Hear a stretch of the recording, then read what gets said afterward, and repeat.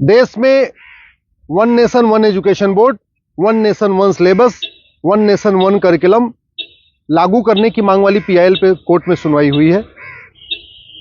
हमने ये मांग किया है कि राइट टू एजुकेशन एक्ट को बदल के राइट टू इक्वल एजुकेशन बनाया जाए और पूरे देश में सिलेबस कॉमन किया जाए।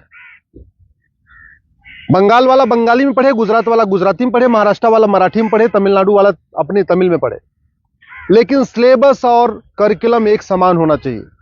फिजिक्स का, केमिस्ट्री का, मैथ का, जूलॉजी का, बॉटनी का, इंग्लिश का, हिंदी का, संस्कृत का, ये सारे सिलेबस कॉमन होने चाहिए पूरे देश में। और वो इसलिए जरूरी है क्योंकि सारे के सारे कॉम्पिटिटिव जो एग्जाम हो रहे हैं उनका पेपर एक हो रहा है।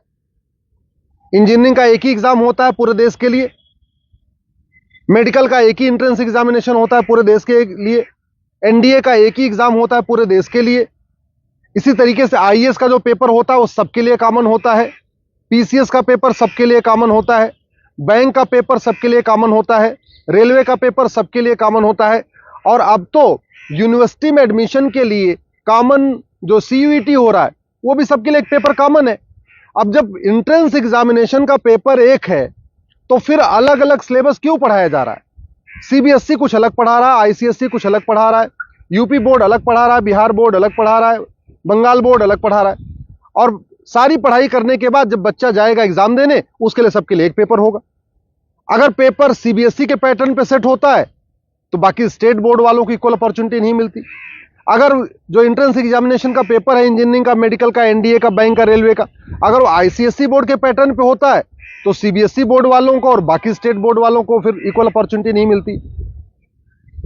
राइट टू एजुकेशन हमारा फंडामेंटल राइट है, इसलिए हमने कोर्ट से ये कहा है कि आप केंद्र सरकार को निर्देश दीजिए, एनसीईआरटी को कहिए एक कॉमन सिलेबस, कॉमन करिकुलम तैयार करे।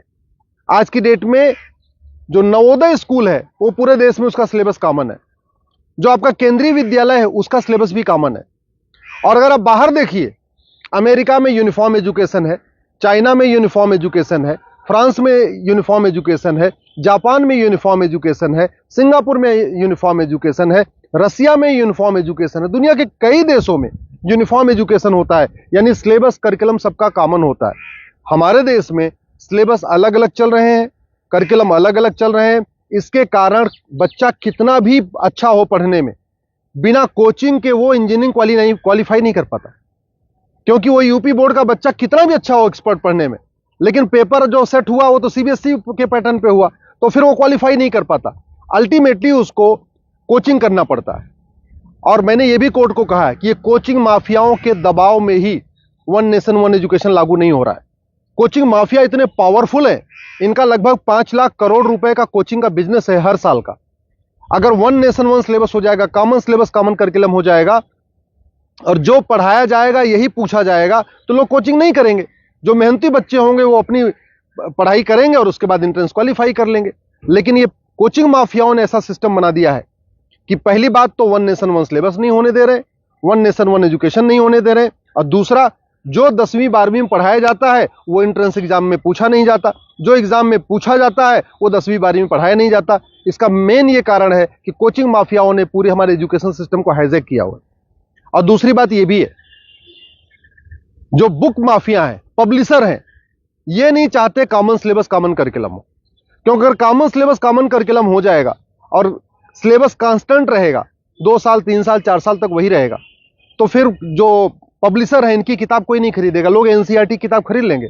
जो एनसीईआरटी छापेगा अगर वही लोग किताब में स्कूल में चलाएंगे तो एनसीईआरटी किताब 100 रुपए की मिलती है, प्राइवेट पब्लिशर उसको 500-1000 रुपए की बेचते हैं। तो बुक माफिया नहीं चाहते कि कॉमन सिलेबस कॉमन करिकुलम हो, एनसीईआरटी किताब हर जगह लागू हो। कोचिंग माफिया नहीं चाहते यूनिफॉर्म सिलेबस हो, यूनिफॉर्म करिकुलम हो, वन नेशन वन सिलेबस हो। और स्कूल माफिया नहीं चाहते कि one nation one education board हो।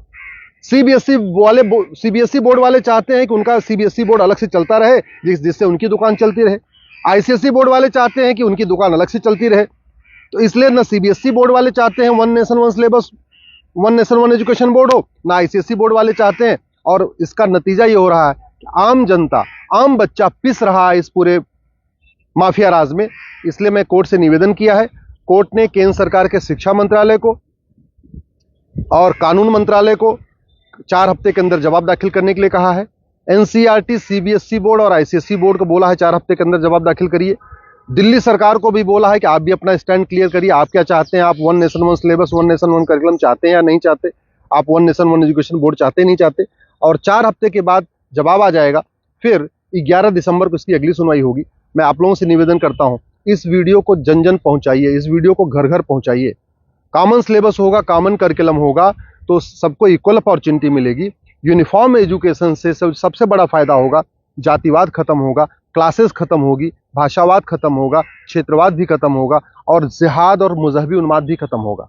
यूनिफॉर्म सिलेबस होगा, मंत्री और संतरी के बच्चे की एक किताब होगी। यूनिफॉर्म सिलेबस का मतलब यह हुआ कि शिक्षक का बेटा और शिक्षा मंत्री का बेटा एक ही किताब पढ़ेगा। यूनिफॉर्म सिलेबस का मतलब क्लर्क का बेटा और कमिश्नर का बेटे की किताब एक होगी। यूनिफॉर्म सिलेबस का मतलब मजदूर के बेटे की किताब और मालिक के बेटे की किताब एक होगी।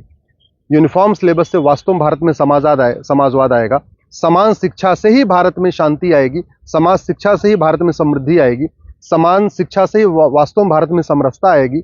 इसलिए मैं आपसे निवेदन करता हूं, समान शिक्षा की मांग करिए। समान नागरिक संहिता से 100 गुना ज्यादा जरूरी है समान शिक्षा।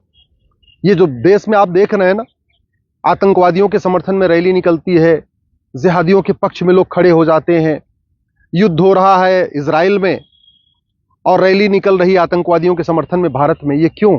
क्योंकि यहाँ मैकाले शिक्षा चल रहा है, मदरसा शिक्षा चल रहा है और मिशनरी शिक्षा चल रहा है। ये मैकाले शिक्षा खत्म होनी चाहिए, मिशनरी शिक्षा खत्म होनी चाहिए, मदरसा शिक्षा खत्म होनी चाहिए, सीबीएसई आईसीएसई बोर्ड खत्म होना चाहिए। केवल एक देश एक शिक्षा बोर्ड यानी भारतीय शिक्षा बोर्ड होना चाहिए और वन नेशन वन सिलेबस यानी पूरे देश का सिलेबस एक समान होना चाहिए। उसी से भारत में शांति होगी और समृद्धि होगी।